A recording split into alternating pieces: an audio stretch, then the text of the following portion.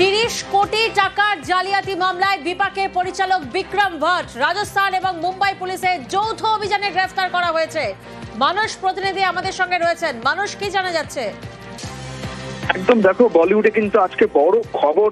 30 কোটি টাকা জালিয়াতি মামলায় কিন্তু বিপাকে পরিচালক বিক্রম ভাট এবং রাজস্থান মুম্বাই পুলিশ যৌথ অভিযান চালিয়ে পাকড়াও করেছে আজ তাকে।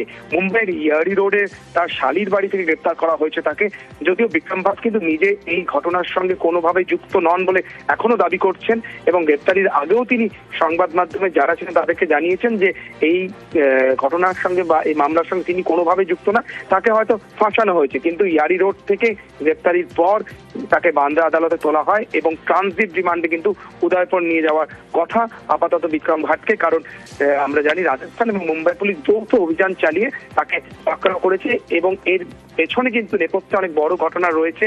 একজন প্রযোজককে অনেক টাকার লোভ দেখিয়ে তিনি একটা ছবি বানাবেন বলে এরকম প্রতিশ্রুতি দিয়েছিলেন এবং সেই মামলায় কিন্তু 30 কোটি টাকা জালিয়াতি হয়েছে বলে থানায় অভিযোগ দায়ের করা হয় এবং সেই মামলার সূত্র ধরেই কিন্তু আজ বিক্রম ভাটকে গ্রেপ্তার করা হয়েছে এবং 30 কোটি জালিয়াতির মামলা রয়েছে তার বিরুদ্ধে এবং আপাতত তাকে ট্রানজিট রিমান্ডে উদয়পুর নিয়ে যাওয়ার কথা। প্রিয়াঙ্কা, বেশ।